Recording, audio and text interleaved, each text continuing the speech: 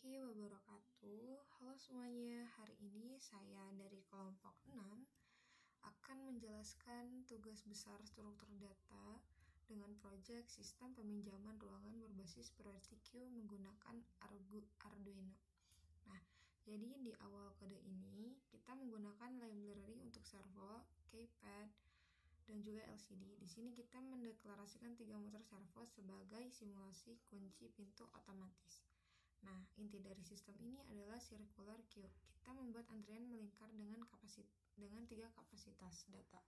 Nah, fungsi enqueue ini untuk memasukkan data dan dequeue untuk mengeluarkan data dari antrian secara efisien.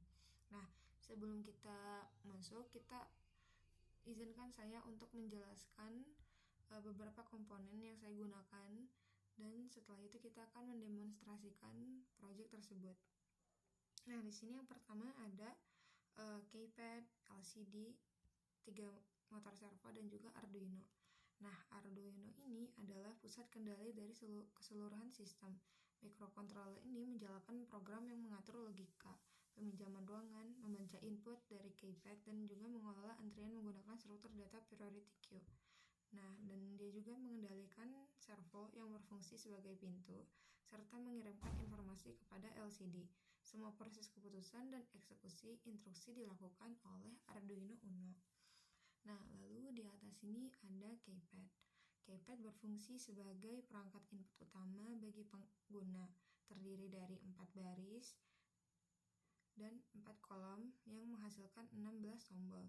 Pengguna menekan tombol untuk memilih nomor, ruangan, dan juga mengonfirmasi peminjaman atau memproses antrian. Arduino membaca kombinasi baris dan kolom untuk mengetahui tombol yang ditekan. Keypad memungkinkan interaksi langsung antara pengguna dan juga sistem. Nah, lalu di sini ada LCD. LCD digunakan untuk menampilkan berbagai informasi seperti menu, pilihan ruangan, dan jumlah antrian, dan juga status pemrosesan ruangan.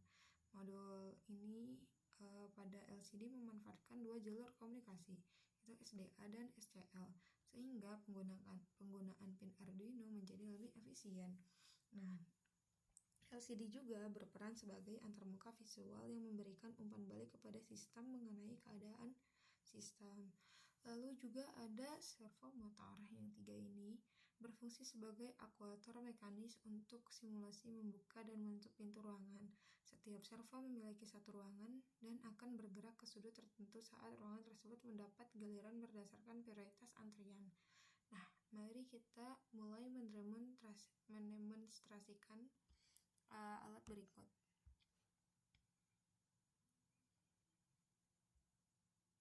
Nah, di sini dia mulai mengeluarkan teksnya, sistem pinjam pilih ruangan. Di sini kita akan memilih ruangannya. Sistem ini menggunakan struktur data circular queue untuk mengolah antrian peminjaman ruangan secara efisien. Nah, di sini kita akan mencoba untuk memilih ruangannya ya. Di sini kita memilih ruangan 1. Tekan A untuk OK.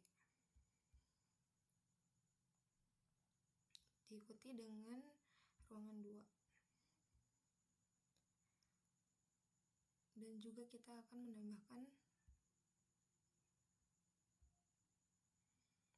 Nah, setiap ruangan itu memiliki bobot prioritas yang berbeda, di mana ruangan 1 adalah prioritas tertinggi, dan juga ruangan 2 dan 3 ini prioritas ruangannya. Ruangan 1 itu prioritas paling tinggi, ruangan 2 itu prioritasnya sedang, dan yang ketiga itu rendah. Nah, di sini input tombol ditekannya 3, input tombol ditekan A. Prioritas menambah ruangan 3 dengan prioritas 1. DQ mengeluarkan ruangan 1 dari antrian, sisa antrian 1. DQ mengeluarkan ruangan 2 dari antrian, sisa antrian 0. Nah, lalu dia akan menyusun ulang antrian berdasarkan prioritas. NQ menambahkan ruangan 1 ke antrian, total antrian 1. NQ menambah ruangan ke antrian, total antrian 2. NQ menambahkan ruangan 3 ke antrian, total antriannya 3. Menyusun ulang selesai. Nah, ketika ruangan baru ditambahkan, fungsi tambah dengan prioritas akan menyusun ulang antrian agar ruangan dengan prioritas tinggi selalu berada di depan. Nah, ini di sini nih. Nah, lalu setelah itu pada bagian setup kita menginisialisasi LCD, keypad, dan 3 buah servo yang terhubung pada pin 10, 11, dan juga 12. Nah, setelah tadi yang aku lakukan, aku sebagai pengguna memilih ruangan melalui keypad. Tombol A digunakan untuk mengkonfirmasi masuk antrian dan tombol D untuk memproses antrian. Kita akan mencoba dengan tombol D. Nah, input tombol ditekan D. DQ mengeluarkan ruangan 1 dari antrian, sisa antriannya 2. Pintu membuka pintu ruangan 1, pintu menutup pintu ruangan 1. Nah, saat diproses, servo akan bergerak 90 derajat sebagai simulasi pintu terbuka, lalu menutup kembali secara otomatis. Kita akan mencoba di ruangan kedua. Nah, di sini mengeluarkan ruangan 2 dari antrian, sisa antriannya 1. Membuka pintu ruangan 2 dan juga menutup pintu ruangan 2. Kita akan mencoba di ruangan ketiga. Nah, membuka pintu ruangan 3 dan juga menutup pintu ruangan ketiga. Nah, jadi seperti itu projectnya, dan juga seperti itu untuk cara mendemonstrasikan alatnya.